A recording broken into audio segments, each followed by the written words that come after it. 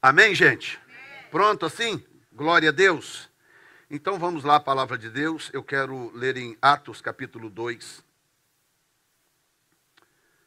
com você.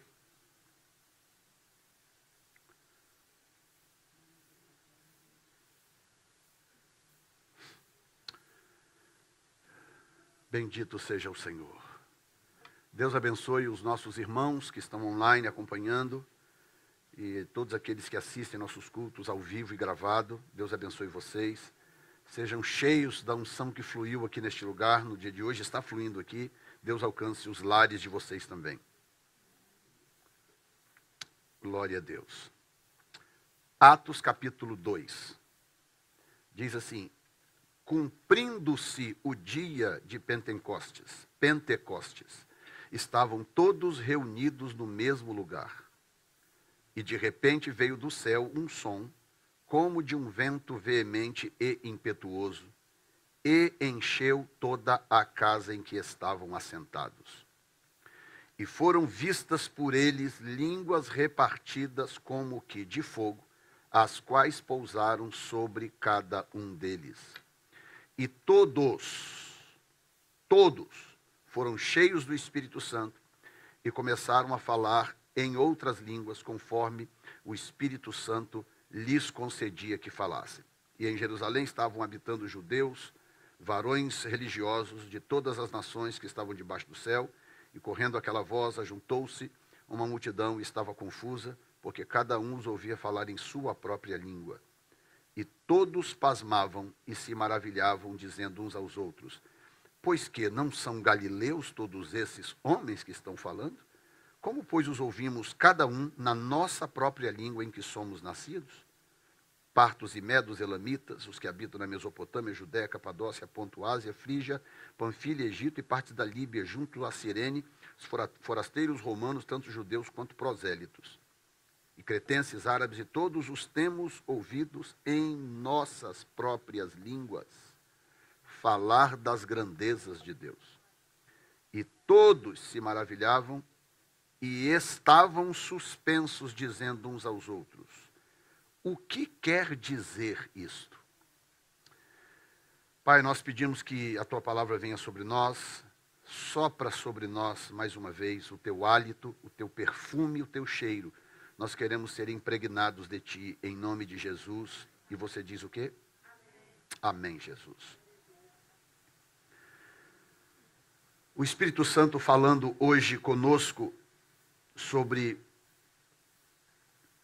tempos difíceis virão. Na verdade, isso já é algo que o Senhor vem me falando desde 2020, ainda por ocasião da pandemia. O Senhor vem falando ao meu coração sobre tempos difíceis. E eu gosto de bater papo com o Senhor, eu oro batendo papo com Ele, e por muitas vezes eu pergunto: Senhor, por que nós precisamos de tempos difíceis? E Ele tem compartilhado no meu coração aquilo que a gente vê na palavra de Deus. Nós temos a Bíblia como modelo, como rastro, né, para entendermos o comportamento de Deus. Por que Deus faz as coisas que faz, ou permite as coisas que permite, né?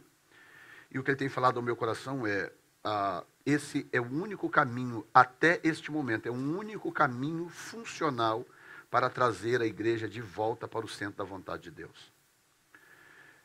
A história prova que tempos de conforto, tempos de estabilidade e tempos de calmaria afastam a igreja do Senhor. Sempre foi assim. O povo de Deus, quando tem conforto demais, quando tem paz demais, quando tem estabilidade demais, a tendência é que gradativamente a gente vá perdendo essa liga da comunhão com Deus, essa conexão da comunhão com Deus. E vá tornando o relacionamento com Deus uma coisa supérflua, uma coisa sem o impacto da fome e da sede. Não adianta você chegar diante de uma mesa com todas as maravilhas, as iguarias que você gosta, que você imagina, né? Gosta de comer, Não adianta você chegar na casa de uma pessoa e de repente tá aquela mesa, como ontem nós tivemos no grupo Café, e de repente a família foi lá e colocou uma mesa bonita, com um monte de coisas belas, todo mundo comeu, bateu papo, foi uma coisa bonita. Mas e se todo mundo tivesse comido antes, tivesse almoçado meia hora antes, e chegasse naquele lugar, a mesa continuaria linda, as coisas lá continuariam apetitosas, mas ninguém teria fome. Ninguém seria movido a comer aquelas coisas, porque lhe faltaria fome. No caso de Atos 2, nós temos um dos maiores exemplos, como que a igreja nasceu. Eu costumo dizer que a natureza da igreja é uma natureza de avivamento. A gente chama de avivamento porque avivamento é reavivar, é trazer vida de volta àquilo que está morrendo. Avivamento é isso, é trazer de volta a vida aonde a vida está se esvaindo. Mas, tecnicamente falando, ou literalmente falando, avivamento para a igreja é, na verdade, voltar para o berço, voltar para as suas raízes. Avivamento é o estado natural da igreja. A igreja deveria viver constantemente em comunhão com Deus, em comunhão estreita com Deus, a ponto de exalar todo o poder do Evangelho. Paulo disse, não me envergonhe do Evangelho de Jesus Cristo, porque ele é o poder de Deus. Ele não diz, o Evangelho é parte do poder de Deus, não, ele diz, o Evangelho é o poder de Deus para a salvação de todo aquele que crê. Primeiro os judeus, depois o grego. Ele está dizendo o seguinte, não há outro mecanismo, não há outro meio, não há outra forma de Deus operar senão pelo Evangelho. Evangelho, no caso, no Novo Testamento, ou a palavra integral, no caso dos dois testamentos. Como que ele operava no Velho Testamento? Ele operava através do Evangelho do Velho Testamento, que era a lei e os profetas. Como que ele opera no tempo do Novo Testamento? Através do Evangelho de Jesus Cristo. Não existe uma outra opção, um caminho, uma opção B, um caminho 2. Ontem a gente conversando entre alguns irmãos, falando sobre isso, como que algumas igrejas se corrompem, como alguns pregadores que há 30 anos atrás eu sentava para ouvir, assim, ávido para ouvir certos pregadores, porque homens de Deus que pregavam a verdade, pregavam a justiça de Deus, pregavam a misericórdia de Deus, pregavam o Evangelho, que é o poder de Deus. Hoje eu não consigo ouvir alguns deles por um minuto sequer, porque se corromperam de tal forma que são incapazes de dizer a verdade, incapazes de pronunciar a verdade, sem acusações, sem ataques, porque dizer a verdade não é necessariamente atacar as pessoas. Existem aqueles que se sentirão atacados de qualquer forma, mas dizer a verdade não é atacar as pessoas. Dizer a verdade é apenas se concentrar naquilo que as Escrituras dizem, naquilo que o Evangelho diz, porque não há transformação senão pelo poder do Evangelho. Eu posso ouvir um amém nesta manhã? E agora toda a história, desde o Velho Testamento, toda vez em que Deus se revelou, se manifestou ao seu povo com poder, com a manifestação da sua glória, com o poder do seu Espírito, desde o Velho Testamento. Isso sempre aconteceu depois de um tempo de frieza, depois de um tempo de apostasia, depois de um tempo de abandono da fé. Pastor, como é que eu sei que uma geração está abandonando a fé? Quando você percebe que não há mais fome de Deus naquela geração. Não há mais fome de Deus. Quando chegou na época chamada Idade Média, né? Quando os reformistas trouxeram de volta a verdade do Evangelho, as pessoas estavam tão desesperadas por Deus, elas estavam tão ansiosas por Deus, que um simples papel com 95 teses pregada na porta de uma igreja, a Igreja do Castelo, na Alemanha, uma simples folha pregada lá com as 95 teses defendendo a verdade teológica da Bíblia, causou uma revolução social na Europa. As pessoas estavam tão desesperadas, tão famintas de Deus, por causa da ausência da presença manifesta de Deus. Enquanto onipresença, ele nunca se ausenta. Ele é eterno, ele é onipresente, ele está em todo lugar. Mas a presença manifesta de Deus. É bom sentir a presença de Deus, como nós sentimos aqui hoje. Portanto, é horrível não sentir a presença de Deus, dá a impressão que ele não está presente, que ele não está por aí, que ele nem se importa. Deve ser horrível. Por isso que o inferno é o pior lugar. O inferno não é ruim por causa do fogo. O inferno não é ruim por causa do enxofre, ou por causa dos demônios que lá estarão. O inferno é ruim porque lá haverá ausência total de Deus. Não haverá para onde correr, a quem clamar, não haverá, ele estará ausente de lá. Porque a ausência da presença de Deus é uma das piores coisas que o ser humano pode experimentar, pode viver, é a ausência de Deus, ou o silêncio de Deus. Então, toda vez que nós tivemos um acontecimento bíblico, onde a glória de Deus se manifestou de uma forma diferente, de uma forma extraordinária, isso aconteceu depois de um tempo de frieza ou depois de um tempo de apostasia. O melhor exemplo disto é o livro de Juízes. Eu escrevi uma revista sobre Juízes, que nós estudamos aqui na Escola Dominical um tempo atrás, e ao escrever aquela revista, um livro que eu já li muitas vezes, já preguei muitas vezes, mas ao escrever a revista e ter que passar linha por linha daquele livro, estudar o livro com muito carinho, eu comecei a observar esse padrão, o padrão da apostasia, clamor, desespero e avivamento. Depois apostasia, clamor, desespero e avivamento. Apostasia, clamor, desespero e avivamento. Ciclos que se repetem constantemente, o tempo todo.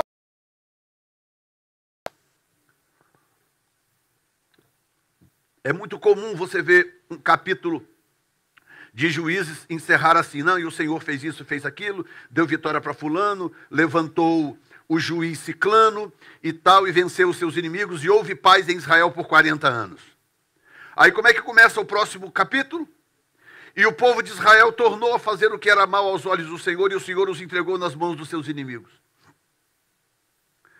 Todo o livro é uma repetição, parece que quando você passa para o outro capítulo, parece que você voltou no capítulo anterior. Mas espera um pouquinho, não é o capítulo anterior? Não é o capítulo anterior. Muda o nome do inimigo, muda o nome do juiz, muda o nome da terra, muda o nome disso, o nome daquilo, mas a estratégia é a mesma. E o Senhor sempre nos avisa. Nós tivemos uma aula hoje aqui magnífica, abençoada, com o nosso querido irmão Ronaldo, dando aula aqui na Escola Dominical. Você perdeu ver o irmão Ronaldo ministrando da Escola Dominical. Meu Deus, fala para o seu irmão aí, que vergonha, fala.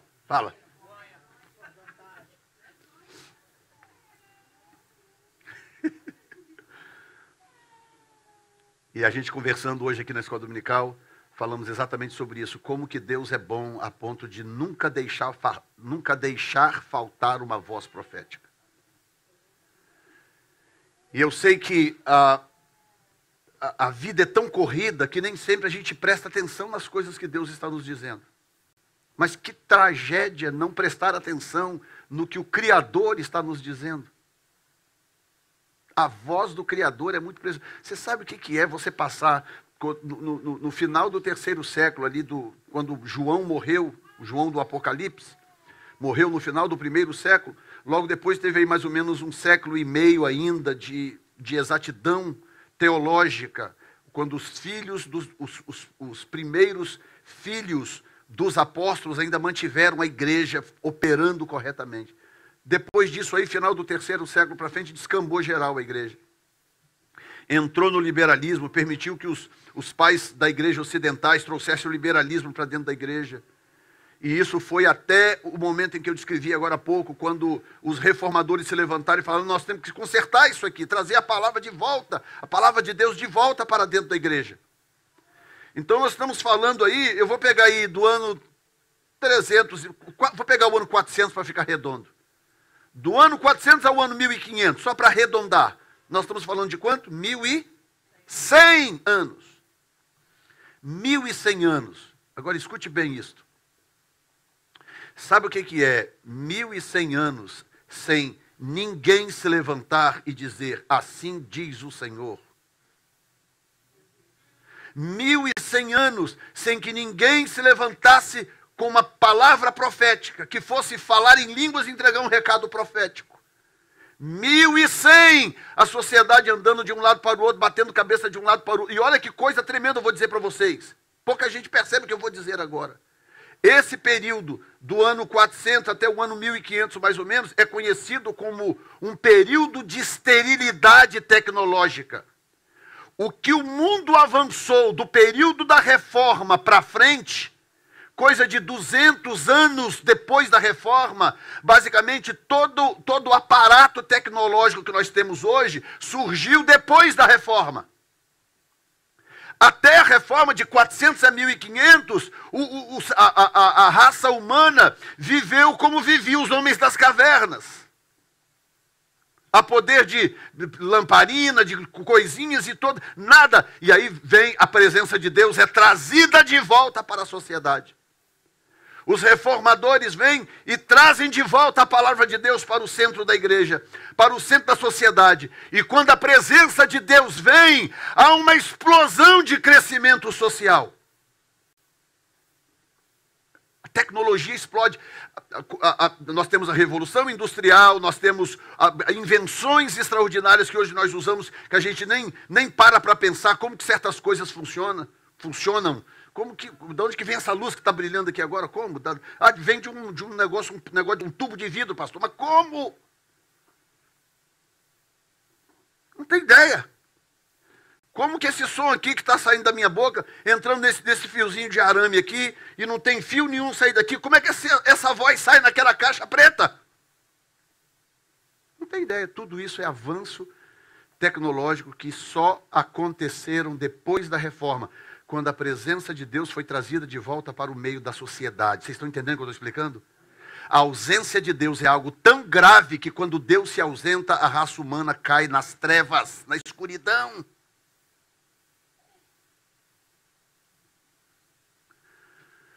Você vê na época de Davi, lá atrás ainda, basicamente tudo que você conhece hoje de instrumento musical, tudo, claro, um teclado é uma modernidade, porque precisa de eletricidade, eletrônica e tudo. Mas toda a ideia de instrumento musical vem lá do Velho Testamento. Eles só foram avançando naquilo, melhorando aquela ideia e etc. Mas eu diria aí que 80%, 90% dos instrumentos musicais usados hoje em dia, tudo isso vem lá de trás. A Bíblia já fala sobre símbolos retumbantes, instrumentos de corda, instrumentos de sopro, vem tudo lá do Velho Testamento. A presença de Deus traz criatividade. Irmãos, se a igreja entendesse isso, nós buscaríamos a Deus com todas as nossas forças. Porque a presença de Deus na sua vida, na sua casa, vai te trazer um surto de criatividade. A ausência de Deus na sua vida, a ausência de Deus na sua casa, lança a sua casa na escuridão. E quando eu estou falando escuridão, não é a escuridão do inferno, a escuridão da falta de quase tudo, inclusive criatividade. Davi foi um inventor de instrumentos. Por quê? Porque Davi vivia na presença de Deus, ele queria tanto adorar a Deus, ele tinha tanta fome de Deus, tanta vontade de estar com Deus, que ele começou a criar coisas. Eu quero adorar a Deus. Ele começou a criar coisas. Porque a presença de Deus aguça a sua criatividade. Quem está entendendo? Quem está entendendo, gente? O que aconteceu em Atos 2, aconteceu depois de um tempo de escuridão, de negritude. 400 anos de silêncio profético. 400. O último profeta se calou 400 anos antes, chamado Malaquias. Entregou a mensagem profética. As últimas frases de Malaquias. Capítulo 4 de Malaquias, verso 6. E converterá, olha bem, versículo 5. Eis que vos envio o profeta Elias. Antes que venha o dia grande e terrível do Senhor. E converterá o coração dos pais aos filhos, e o coração dos filhos aos seus pais, para que eu não venha e fira a terra com maldição. E esse profeta Elias é João Batista, que surgiu, que entregou a mensagem: Senhor, é só isso? Só isso. Posso selar o livro? Pode. Aí ele vai lá, pega os pergaminhos, enrola, dobra, sela bonitinho, ok? Aquilo vai parar futuramente nas mãos dos organizadores, que no caso era Neemias e Esdras, que foram os que organizaram o cânon do Velho Testamento. Aquilo vai parar na mão das pessoas corretas e aquilo é organizado, guardado então no templo. Pronto, a palavra de Deus. Malaquias terminou de falar, terminou. Ok, guarda aqui. Essa é a palavra de Deus. Começa lá em Gênesis com Moisés e vem. Encerra aqui com Malaquias. Os 2 últimos versículos de Malaquias. Ok, eles não estão sabendo que a voz de Deus só voltará a soar 400 anos depois. Eles não estão sabendo disso. Eles pegam aqueles pergaminhos, dobram e guardam e estão achando que daí a 1 mês, 1 ano, 2, 3 anos vai se levantar outro profeta dizendo: ei, assim diz o Senhor.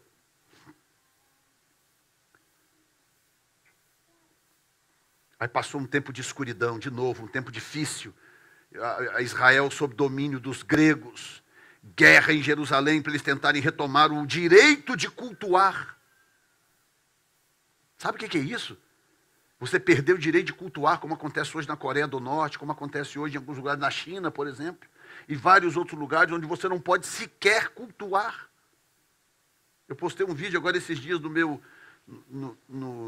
aliás, foi num grupo, né? Um grupo que eu participo, um grupo de avivamento que eu participo no Telegram. E aí eu postei esse vídeo, eu traduzi o vídeo, é um vídeo em inglês, eu fui traduzir, mostrando como que é na China, como que eles se reúnem às escondidas, e é tudo no sigilo, não pode vazar aquilo, porque se vazar dá problema. Tudo feito nos lares. As pessoas não têm a liberdade de ir para uma igreja como nós estamos aqui, vidro aberto, todo mundo aqui estaciona ali, sobe, sai com a Bíblia na mão, e tudo... Glória a Deus, se der vontade de fazer um culto ali fora, pode fazer, vai lá, pede o permit na prefeitura, faz um culto ali fora, tá ótimo. Lá não tem nada disso, não. Lá tem umas pouquíssimas igrejas cadastradas pelo governo e todas elas corrompidas ou vendidas. Igrejas que foram assimilaram a estrutura política do governo comunista, por isso que elas são autorizadas a operar. Mas todo aquele que realmente quer servir a Deus, que ama a Deus, que quer buscar a Deus, e quer ler a Bíblia e praticá-la, é proibido de se reunir. Ah, pastor, mas isso é terrível, isso é lá na China, né, pastor? Isso é lá na Coreia do Norte, né, pastor? Esses países malucos, né, Irã, né, pastor? É verdade. Você acha que é? Você acha que é por causa disso? Várias vezes, tanto aqui e agora no Brasil. Já tem malucos no Brasil, tentando passar leis no Brasil, proibindo a igreja de evangelizar, de pregar para os outros. No Rio de Janeiro tem um projeto de lei tramitando na Câmara dos Deputados do Rio de Janeiro, proibindo os evangélicos de pregar para o outro. Hã? Caminhando na mesma direção. Você está me entendendo? Tem alguém me ouvindo aqui hoje? E aí o que o Senhor faz? Jesus liberou uma palavra quando ele falou sobre a fundação da sua igreja, quando ele disse para Pedro: tu és Pedro, e sobre esta pedra edificarei a minha igreja, as portas do inferno não prevalecerão. Quando ele fala para Pedro, ele diz: as portas, diga comigo, as portas do inferno não prevalecerão contra a igreja de Jesus Cristo. É a porta. Ele não diz: o exército do inferno não prevalecerão, porque o exército se move, ele marcha. Está dizendo as portas, ou seja, quem marcha é a igreja. Alô? É a igreja que está marchando. E ele está dizendo, se a igreja não parar de marchar, porque o que adianta aquela porta estar lá se eu estou parado aqui? Que virtude tem? Aquela porta está lá e eu aqui. Eu posso morrer de fome aqui, definhar de fome aqui. Por quê? Porque eu não consigo passar por aquela porta. Mas não é porque a porta está me impedindo de passar, é porque eu tenho preguiça de marchar e andar até a porta. O que Jesus está dizendo é isso. Ele está dizendo, as portas não prevalecerão porque as portas estão paradas e quem está marchando é a igreja. A autoridade é da igreja. Você entende que quando eu falo igreja, eu estou falando de você e de mim? Amém. Você entende isso? Eu e você precisamos entender que igreja aqui somos nós. Eu não posso me acovardar, eu não posso parar. E porque Jesus disse isso, o que acontece? Então agora toda vez que a igreja está caminhando para um abismo, para um buraco, como é o caso desta geração, toda vez que a igreja está andando numa direção em que não convém com a sua natureza vencedora, o que Deus faz? Deus permite que algo aconteça, uma perseguição, um ataque, algo começa a acontecer para que a igreja se levante novamente e volte a ser o que ela foi chamada para ser. A igreja foi chamada para ser igreja. E a palavra igreja significa chamados para fora. Nós precisamos ter um lugar para cultuar como a gente tem aqui? Precisamos, mas nós não podemos nos resumir a isso aqui. Não podemos. Se os seus amigos nunca te ouviram falar de Jesus, nunca receberam de você um convite para vir a um culto, alguma coisa está errada comigo e contigo. Alguma coisa está errada. Porque ser igreja é ser chamado para fora. É quando você chega no seu trabalho que você é igreja. É quando você vai remover o lixo lá que você é igreja. É quando você vai limpar a casa que você é igreja. É quando você sai e vai na padaria que você é igreja. É quando você sai da rua que você é igreja. Você é muito mais igreja do lado de fora. Chamados para fora, sim ou não? Fiz uma live com um pastor há poucos dias atrás, um ex-pastor batista tradicional. Um testemunho tão fantástico. Ele buscava Deus, mas ele tinha medo, né? O que é normal, todo tradicional tem medo das coisas sobrenaturais. Mas ele tinha fome de Deus, ele buscava Deus. Aí foi num evento uma vez, e nesse evento ele levou um grupo de irmãos da igreja dele, mas ele fez todo mundo sentar lá atrás do último banco. Falou assim, alguma coisa aqui que eu perceber que está fora do normal, eu bato no ombro do primeiro e todo mundo bate no ombro do outro, a gente sai e vai embora. Desse jeito. Depois você procura lá essa live no meu canal. Não lembro o dia agora, foi no começo da semana, acho que terça-feira. Apóstolo Marcelo Casagrande. E nesse dia, ele todo espinhado e tal, ali querendo... E aí, nesse dia, o que acontece? Ele é impactado, ele é batizado com o Espírito Santo. Ele é lançado ao chão, ele perde o controle das pernas, ele fica ali um tempo na presença de Deus, batizado com o Espírito Santo, fala em línguas e Deus visita ele. E não só isso, Deus é tão maravilhoso, misericordioso, que Deus levanta ele com o dom de milagres, com o dom de maravilhas. E usado para orar por pessoas em vários lugares. E ele confidenciou, ele não falou isso na live, mas ele confidenciou para mim, ele falou, pastor, quando passou de 1000 cegos, eu parei de contar. De 2001 para cá, Deus curou através das mãos dele mais de 1000 cegos. Mais de 1000 cegos. E ele começou a experimentar aquilo e viver aquilo, e a sua fome foi aumentando, o seu desejo por Deus foi aumentando, porque ele entendeu que não dá para ficar no meio do caminho. Já viu aquela charge que aparece de vez em quando nas redes sociais? O camarada está sentado em cima do muro, aí de um lado tem um anjo falando, vem, desce do muro, vem para o lado de cá. Do outro lado está o diabo sentado num lugar assim, tranquilo. E o anjo chamando, vem para o lado de cá. Aí ele vira para o diabo e fala, você não vai pedir para eu ir para o seu lado? Ele fala, não, o muro é meu. Ou seja, você já está do meu lado. Quando você está em cima do muro, você já está do lado errado. Você não pode ficar em cima do muro. Ou você é de Deus, ou você não é de Deus. E eu quero terminar, porque o horário não espera. Eu quero destacar apenas algumas coisinhas desse texto. Primeiro diz que, cumprindo-se o dia de Pentecostes, estavam todos reunidos no mesmo lugar. Diga, cumprindo-se. Essa expressão significa que Deus tem o seu timing. Deus tem o seu timing. Eclesiastes 3 diz, tudo tem o seu tempo determinado. Tudo, Eclesiastes 3, se puder colocar para mim aí, Eclesiastes 3, verso 1. Tudo tem o seu tempo determinado, o que significa que quando Deus nos diz algo, melhor que prestemos atenção. Irmãos, a palavra profética hoje é tão abundante que a gente ignora o que Deus diz. A gente ignora.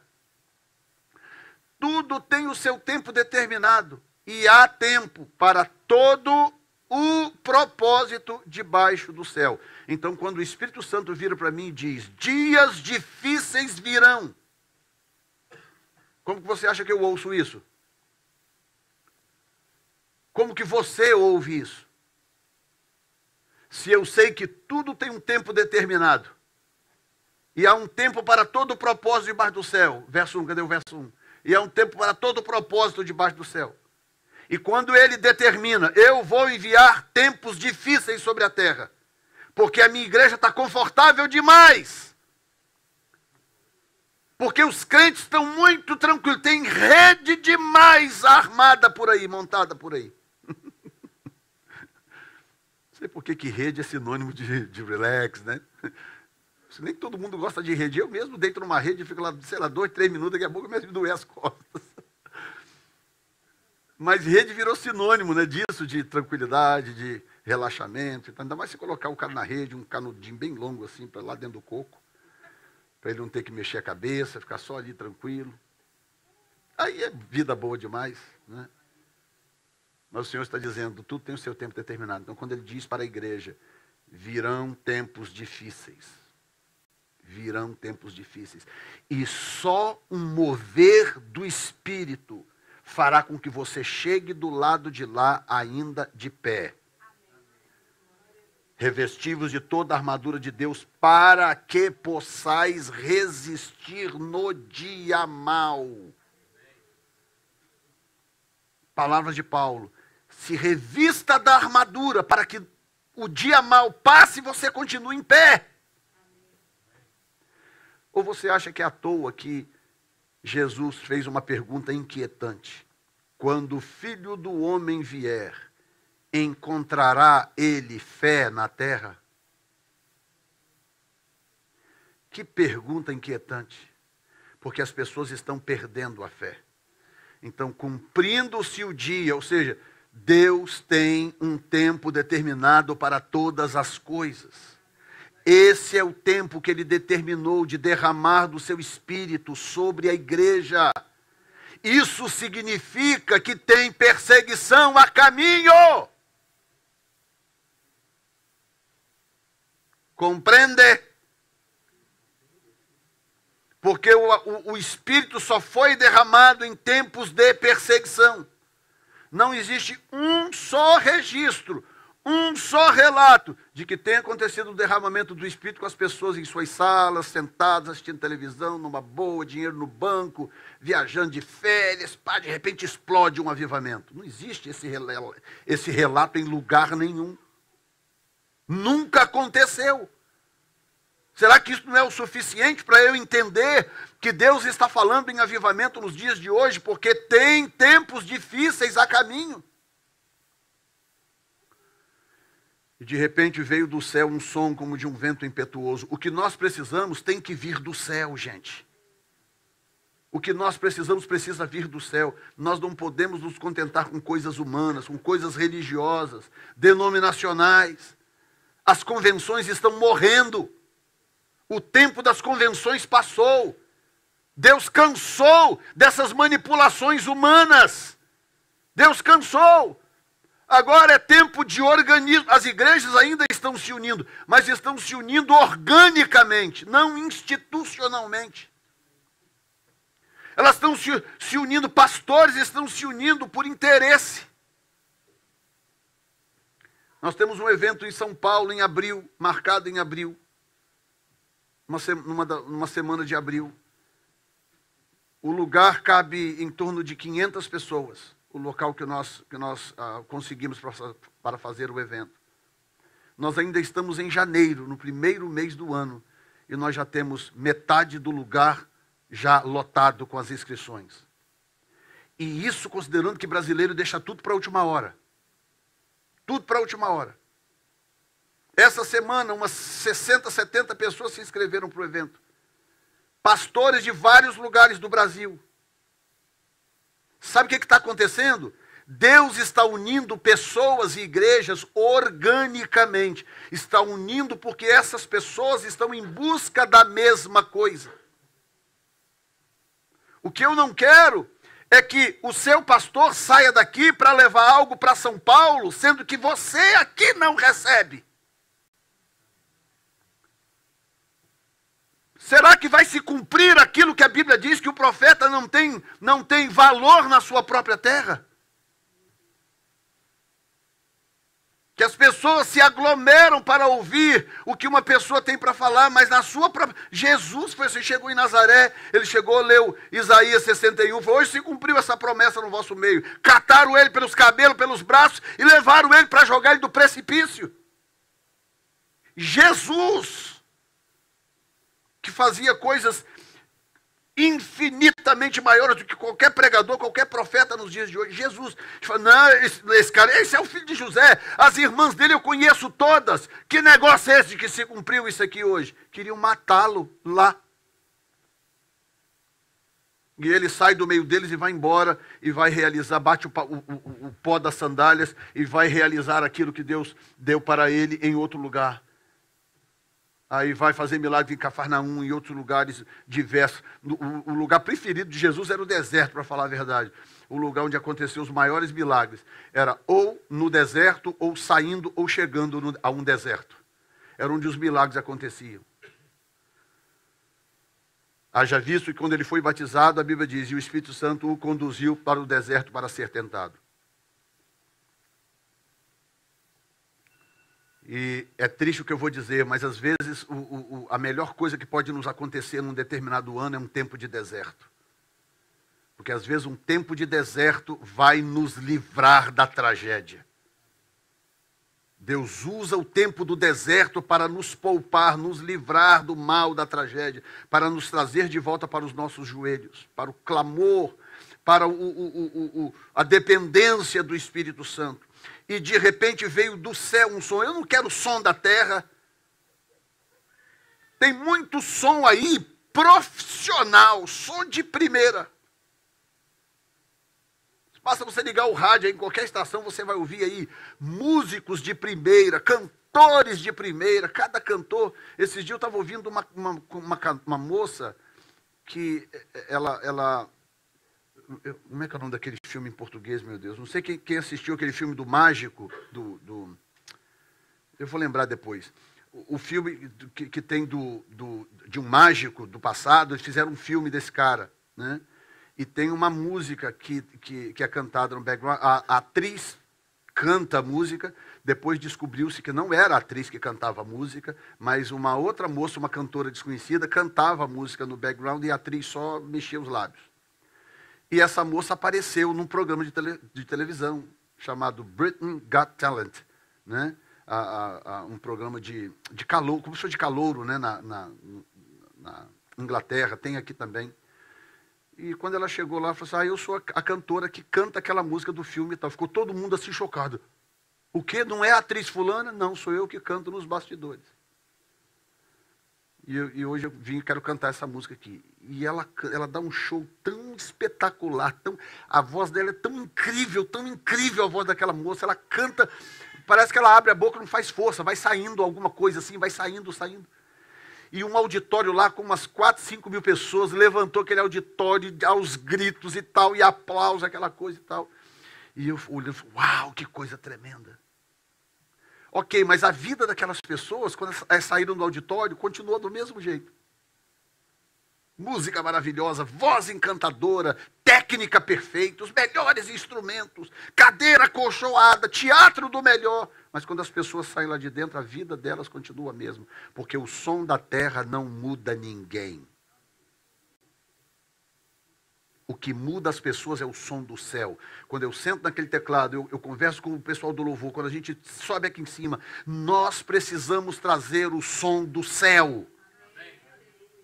E ouviu-se, e de repente veio do céu um som.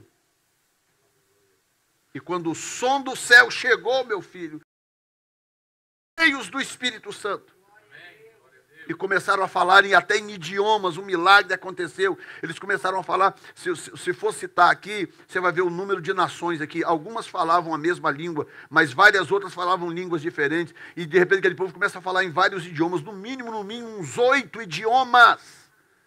Mais ou menos como o Espírito Santo vir aqui, de repente a Nayara está falando japonês, a Dani está falando coreano, o Emerson falando a mineirês.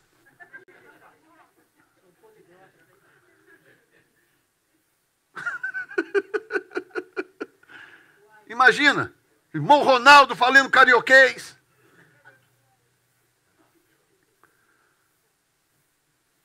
Porque o som do céu faz essas coisas. Tem mais alguém aqui nesta igreja que queira o som do céu aqui dentro, além do pastor da igreja? Coloque-se de pé neste momento.